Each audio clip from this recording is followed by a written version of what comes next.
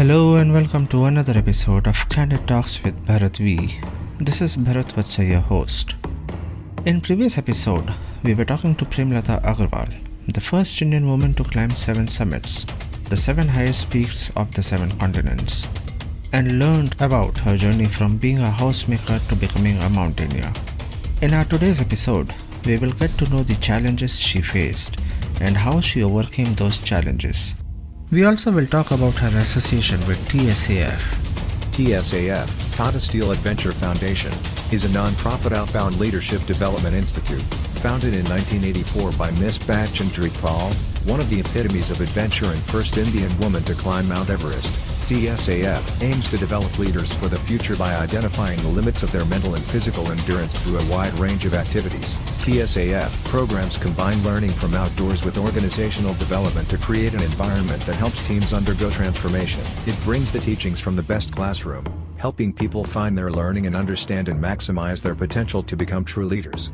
Before we begin, please do not forget to subscribe to this podcast channel, and you can connect with me on my Facebook page at Candid Talks with Bharat V. So let's welcome back Premlata Agarwal. Hi, this is Premlata Agarwal, first Indian woman to climb the 7 summits, the 7 highest peaks of the 7 continents. और आप मुझे सुन रहे हैं on Candid Talks with Bharat V.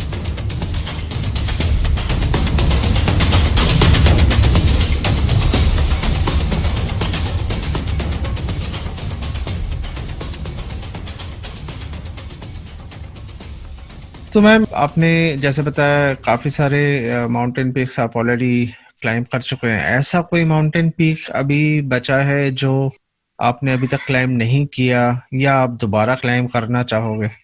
उसके पहले मैं Denali के बारे में भी बताना चाहूंगी कि जो हाँ जी. कि चैलेंजिंग था मेरे लिए एवरेस्ट से भी ज्यादा. ओके. क्योंकि एक तो ये मेरा एक अटेम्प्ट में कंप्लीट नहीं हुआ था.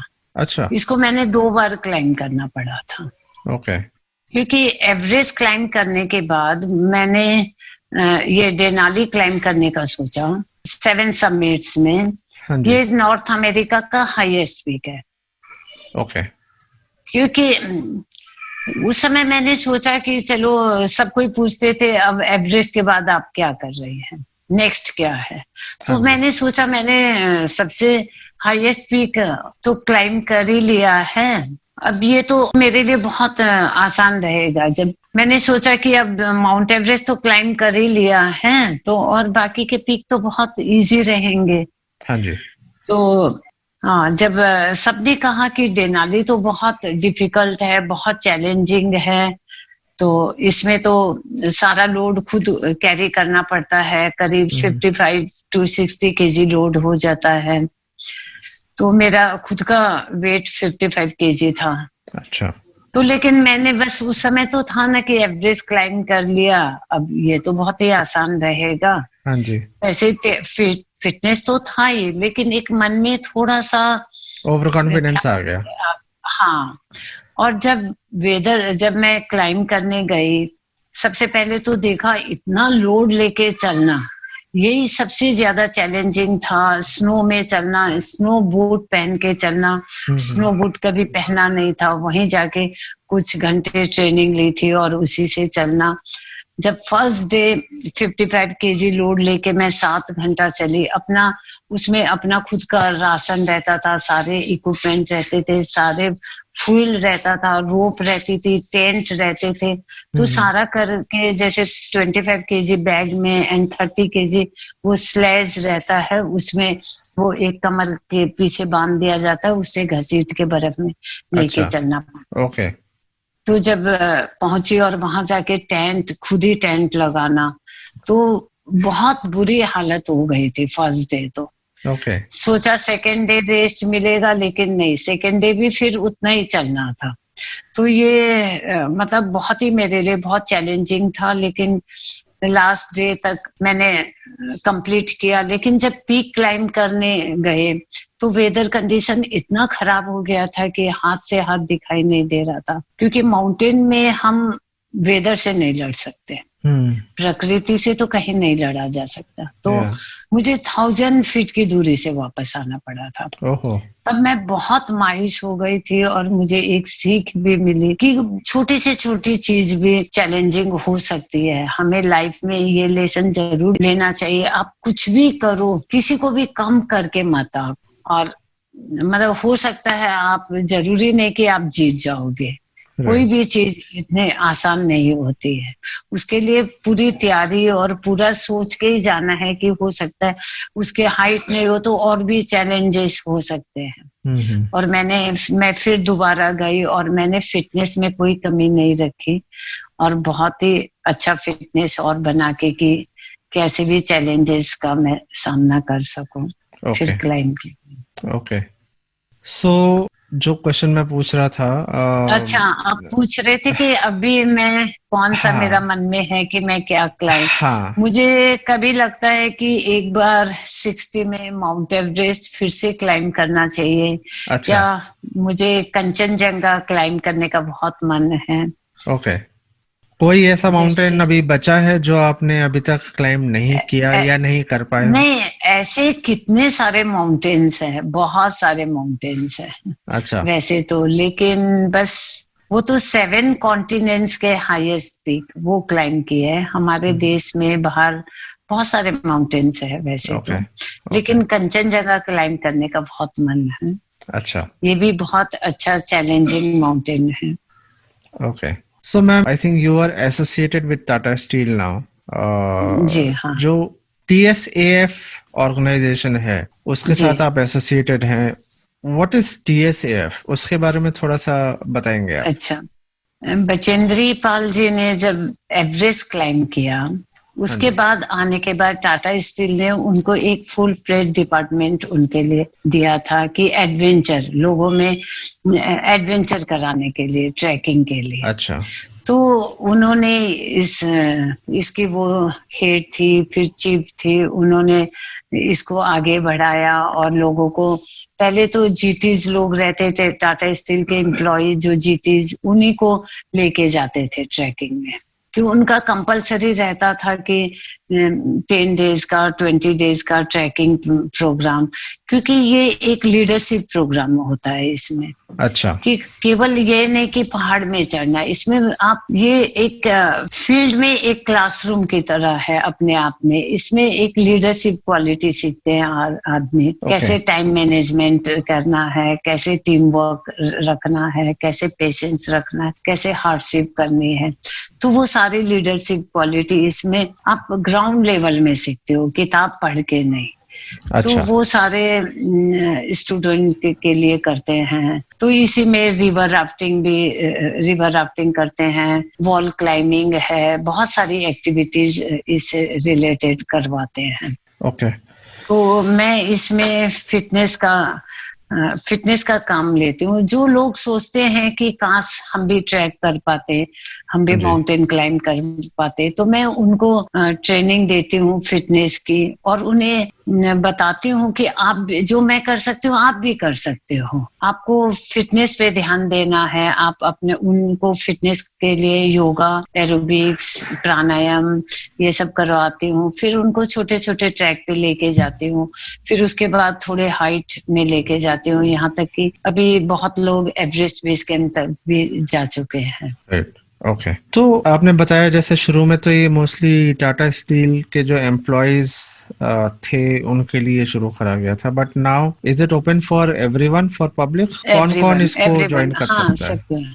अच्छा, कोई भी कर सकते हैं, कोई भी। हम लोग जैसे उत्तराखंड में तो हमारा अपना ये बना हुआ है सारा, सब वहाँ के बहुत सारे पीक हम लोग करवाते हैं। उत्तरकाशी में वहां से लेके जाते हैं, दरवा पास है, श्यारी टॉप, बहुत सारे 13-14,000 फीट हाइट तक लेके जाते हैं। इधर सिक्किम तरफ भी लेके जाते हैं। अभी मैं अप्रैल में गोईछाला ट्रैक लेके जाने वाली हूँ। अच्छा। एवरेस्ट बेस कैंप करवाते हैं हम लोग। संदकफू लेके जाते हैं, बहुत सारे पीक करवाते हैं। तो इसको ज्वाइन करने के लिए what is the procedure? Tata TSF में हमारा वेबसाइट है, उसमें आप देख सकते हैं, कुछ भी Okay. प्रोग्राम सब डाल दिया जाता है। ओके यहाँ पर एक लेक है, डिमना लेक, वहां पर नाइट स्टे करवाते हैं, रिवर राफ्टिंग, स्कर्फिंग, कैकिंग, वो सारे भी करवाते हैं। तो इसमें आपके टाटा स्टील का जो वेबसाइट है उसमें ऑनलाइन अप्लाई करने का ऑप्शन TSF है का, हाँ, और TSF में, वहां हाँ, से अप्लाई करके और फिर देन उनको जब एडमिशन भी मिल कोई जाता भी, है एंड देन ओके जी जी। ओके। तो इसमें किस किस टाइप के प्रोग्राम्स और कोर्सेज ऑफर किए जाते हैं? जैसे आपने बताया लीडरशिप प्रोग्राम भी है इसमें। जी हाँ, तो इसमें मेन लीडरशिप प्रोग्राम में फोकस किया जाता है कि वो तो हर किसी को, आपको कैसे फॉलोअर्स ने आपको लीडर बनना है, कैसे ओके ऑन ग्राउंड। क्योंकि वैसे किताब पढ़ के हमें ज्यादा समझ में नहीं आता, जितना हमारे फील्ड में आएंगे तो लोगों को कि अंदर से वो क्या है, वो सारा उसका बाहर आ जाएगा। जब डिफिकल्टीज में हम कंफर्ट में रह के अच्छा अच्छा बोल सकते हैं, अच्छा बिहेव कर सकते हैं, लेकिन जब डिफिकल्टीज में जब आदमी आता है तो उसका ट्रू सेंस बाहर आ जाता है, तो वो पता अपने आप को खुद को पहचानता है कि मैं क्या हूँ। ओके तो ये एक थोड़ा सा आइडिया देंगे आप कि इन कोर्सेज को ज्वाइन करने के लिए करीब फीस कितनी होगी, एक आम आदमी के लिए कितनी फीस वो लगेगी? देखिए देख देख के रखती है कि जैसे कोई ट्रैकिंग के लिए, अगर आपका लीडरशिप कोर्स है, हाँ जी आप कितने दिन के लिए करना चाहते हैं, आपको 4 डेज के लिए करना है या आपका 10 डेज का है, तो अलग अलग उसके पर डे के हिसाब से 5000 वैसे करके है, 4000, अलग अलग कोर्सेज के अलग अलग अच्छा चार्जेस। मिनिमम पर डे का 4000 5000 तो है ही। ओके और वैसे वो करने के लिए जो भी सामान सुविधा जो चाहिए होती है वो सब वो सारे हमारे टाटा पास स्टील हम प्रोवाइड प्रोवाइड करते हैं? करेंगे, हाँ। ओके बस आपको आना है, बस मिनिमम आप 10 लोग हैं तो फिर उसके अकॉर्डिंग आपका चार्जेस होगा, 20 है अच्छा तो थोड़ा कम हो जाएगा, उस टाइप से। ओके। तो अब क्योंकि कोविड-19 के वजह से काफ़ी पैंडमिक में काफ़ी कोर्सेज ऑनलाइन, पहले तो सब बंद जी हो जी गया था, लॉकडाउन हो गया था। अभी काफ़ी जी सारे कोर्सेज स्कूल्स, यूनिवर्सिटीज़ और इवन ऑफिसेज भी अब मोस्टली वर्क फ्रॉम होम चल रहा जी है जी अभी तक।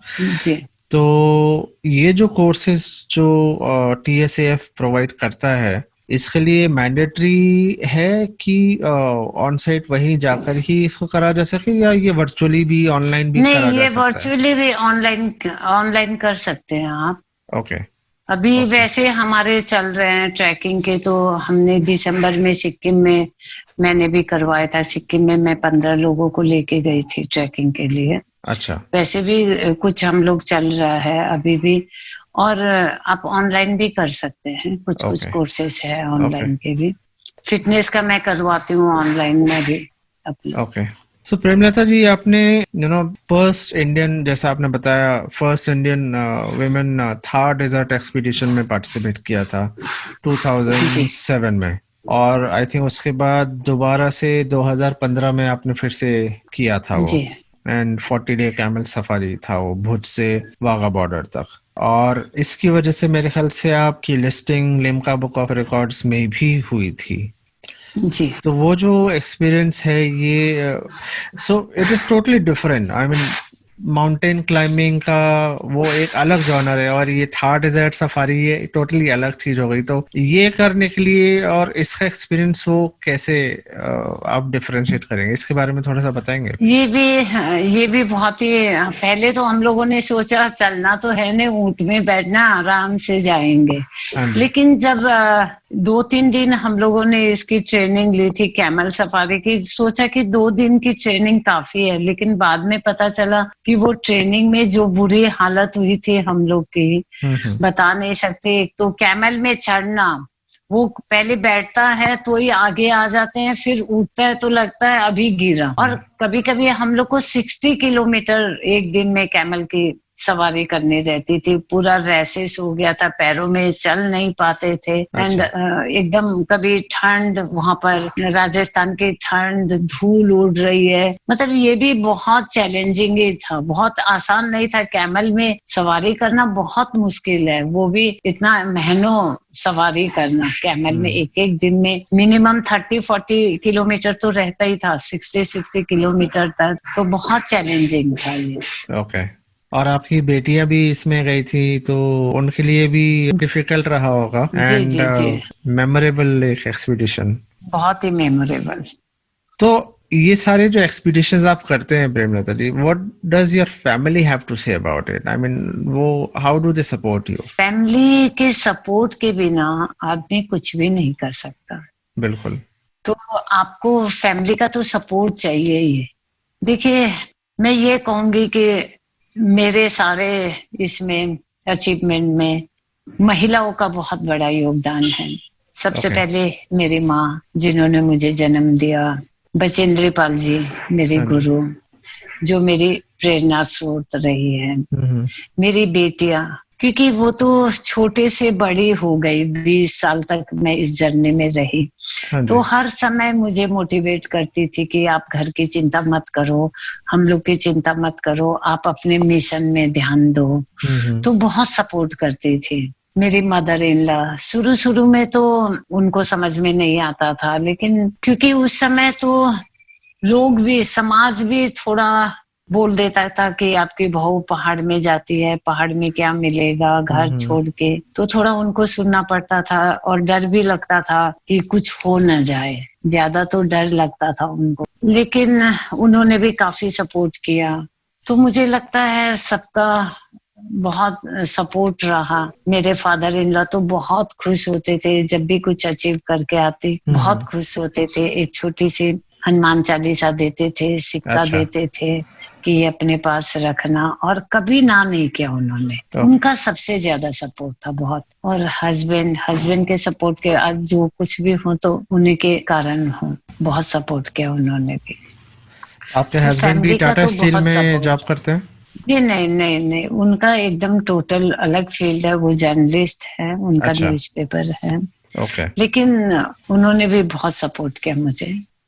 तो कहीं ना कहीं आपको ऐसा लगता है कि ये जो एक पैशन जो होता है एक आदमी में, अगर उसको फॉलो करने का मौका मिले किसी को, वो एक जुनून सा जो होता है, वो एक तरीके का पागलपन ही है, राइट? और अगर कोई उसको करता है तो सोसाइटी से हमेशा सुनने को मिलता ही है, क्योंकि चाहे वो आपका माउंटेनियरिंग हो, सुनने को मिलेगा। हाँ, माउंटेनियरिंग हो या कोई भी जुनून हो। अब जैसे आई एम अ बाइकर, मैं तो मेरा अपना ग्रुप है, हम लोग बाइकिंग करते हैं, हम लोग को भी बहुत सुनने को मिलता है, यार तुम बाइकिंग करते हो तो तुम्हें मिलता क्या है खाली मोटरसाइकिल पे चढ़ के, और तुम लोग what does it give you, you know? तो ऐसी हो, आप पहाड़ों पे जाते हो, क्लाइंबिंग करते हो, तो पहाड़ को चढ़ के आपको क्या मिलेगा? तो प्रोबेबली इसको बयान करना बड़ा मुश्किल है, जब तक कि कोई खुद ना इसको करे, खुद न जाए। Absolutely. बहुत मुश्किल है उसको। एक्चुअली हम लोग बोलते हैं, हम लोग पैसा खर्च करके डिफिकल्टीज लेते हैं। हाँ जी कि हम लोग कंफर्ट जोन को फील करना चाहते हैं, एंजॉय करना चाहते हैं। लगातार कंफर्ट जोन में रह के आदमी फील नहीं कर पाता, उसका मजा नहीं ले पाता। अब हम लोग को शुरू में उसका आंसर नहीं रहता था हम लोग के पास कि क्या बताए कि तुम लोग को क्या मिलता है पहाड़ों में जाके, इतना पैसा खर्चा करते हो, टाइम खर्चा करते हो, आते हो तो ऐसे भूत से बन के आते हो, स्किन खराब, ये खराब, महीनों ठीक होने में लग जाता है। तो कुछ जवाब नहीं रहता था, लेकिन अब इसका जवाब है हम लोग के पास। हम लोग हर सिचुएशन में रह सकते हैं, बिल्कुल हर तरह के। अब हम लोग को रुपया, पैसा, गहने, कपड़े, ये सब कुछ नहीं चाहिए। लगता है क्या चाहिए आदमी को? एक छोटी सी रहने के लिए जगह, 2 जोड़ी कपड़े, कितने दिन गुजार देता है। एक सिंपल दाल चावल से एनर्जी आ सकती है। और फिर ये घर मिल जाए तो लगता है ये स्वर्ग है। पहले घर खाने को दौड़ता था, अब लगता है घर आ गए तो स्वर्ग में आ गए। अब उसकी अहमियत ज्यादा पता चलती है। अहमियत पता चली है। वो जब तक आप वैसे जगह नहीं जाओगे, घर की अहमियत पता, रिश्तों की अहमियत पता नहीं रहेगी। बिल्कुल। सो प्रेमलता जी, ये I think You were also named among top Indian women achievers in 2012 by indiatimes.com. और recently I think आपका एक फीचर भी हुआ था वीडियो में saluting iron strong women of India by Tata salt. और उसके अलावा आपको अवार्ड्स भी मिले हैं, पद्मश्री और तेंजिंग नोर्गे अवार्ड से नवाजित किया गया आपको। तो how do you feel about these achievements? अच्छा लगता है, बहुत अच्छा लगता है। और लगता है कि एक सिंपल हाउसवाइफ इतना कुछ अचीव कर सकती है। कोई मैं सुपर वुमेन तो हूँ नहीं, मैं तो डरपोक टाइप की ऐसी लड़की थी, अंधेरे से डर लगता था, सोचा भी नहीं था कि इस तरह के फील्ड में आ सकती हूँ। तो लोगों को इसका फायदा मिलना चाहिए कि सबका अपना अपना एक एक फील्ड होता है, एक एक एम होता है। हर फील्ड एवरेस्ट ही है, हाँ जी, एवरेज जैसा है। अगर आत्मविश्वास हो, कुछ करने की, कुछ पाने की इच्छा शक्ति हो, तो कुछ भी असंभव नहीं है। ये मैसेज जरूर सब में जाना चाहिए। बिल्कुल। तो it is always said that our legendary heroes and gods live among mountains. तो वो जब आप माउंटेन टॉप पे आप पहुंचते हो, वो चोटी पे, और let's say for example Everest आप गए, वहां पे आपने तिरंगा झंडा फैलाया, साथ में टाटा स्टील का भी शायद फहराया होगा आपने, और वहां से जब आप नीचे देखते हो तो वो फीलिंग क्या आती है? वो फीलिंग, ऑब्वियसली मैंने माउंटेनियरिंग तो नहीं करी तो मैं नहीं, बट प्रोबेबली मैं और जो हमारे लिसनर्स हैं, आप वो फीलिंग के बारे में थोड़ा बताएंगे कि वो उस टाइम में आपको क्या लगता है? वो फीलिंग तो बयान करना बहुत मुश्किल है। उस समय लगा कि सब कुछ मिल गया है, सब कुछ, अब और कोई इच्छा बाकी नहीं रह गई है। आपको कभी दिमाग में आया कि काश मैं बस यहीं रह जाऊं? वो तो लगता ही है, उतरने का मन नहीं करता, लगता है कि कुछ देर और यहाँ रहूं। फिर ऊपर से देखते हैं तो लगता है कि कुछ नीचे बस खाई नजर आती है कि माउंटेन कितना विशाल माउंटेन, हम लोग तो उसके सामने कुछ भी नहीं है, एक छोटे डॉट के समान, कुछ भी नहीं। एकदम भाव विभोर मन हो जाता है, एकदम रोने का मन करता है, वो खुशी का मिला जुला आंसू रहता है। तो ये जो एक्सपीडिशंस जो भी आप करते हैं, जैसे आप let's say for example mount Everest का ही आप ले लीजिए, वो आपकी पर्सनालिटी में वो चेंज कैसे लेके आता है? I mean how does it impact your life, how does it impact your outlook towards, मतलब आपका नजरिया एकदम लाइफ के प्रति चेंज हो जाता है। वो कैसे इम्पैक्ट करता है ये आपके पर्सनालिटी पे? वो थोड़ा सा बताएंगे, कुछ चेंज आपने फील किया करने, ये माउंटेनियरिंग करने के बाद? हाँ, जैसे हम लोग बड़ी बड़ी खुशी के पीछे भागते हैं, छोटी छोटी खुशी को नजरअंदाज कर देते हैं। हाँ जी। क्योंकि छोटी छोटी खुशी हमारे आसपास ही रहती है, उसको नजरअंदाज करके बड़ी बड़ी खुशी के पीछे भागते हैं हम लोग। तो लगता है कि लाइफ को बहुत कॉम्प्लिकेटेड बना देते, बहुत कॉम्प्लिकेट बनाते हैं, जबकि बहुत सिंपल है लाइफ, और हम लोग इसको बहुत मुश्किल बना देते हैं। तो वही फील किया कि आदमी को कुछ नहीं चाहिए रहता है, और हम लोग अपने आप में लगता है कि बस यही सोचते हैं, मेरे पास कुछ नहीं है, कुछ नहीं है। So basically हम लोग अपनी लाइफ ही अपना खुशी के पीछे, हम अपनी लाइफ खुद ही जो है उसको इतना कॉम्प्लिकेट बना देते हैं जी। Right.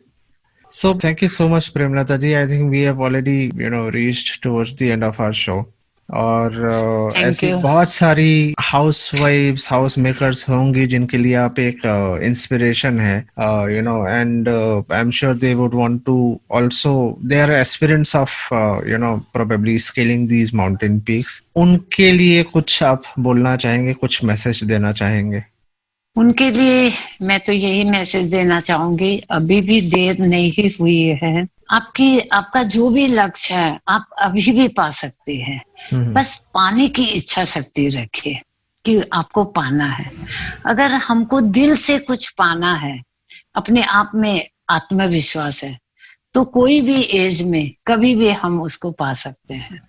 Very true, very true. बहुत सही कहा आपने. Thank you so much, ma'am, for joining us Thank you. today. और it was simply wonderful talking to you. और आपके experiences के बारे में जान के बहुत अच्छा लगा. And wish you all the very best for all your future expeditions. Candid Talks with Bharat V की तरफ से आपको अगेन बहुत बहुत मुबारकबाद और बहुत बहुत best of luck. Thank you so much and stay safe. Thank you so much. Thank you जी. Thank you.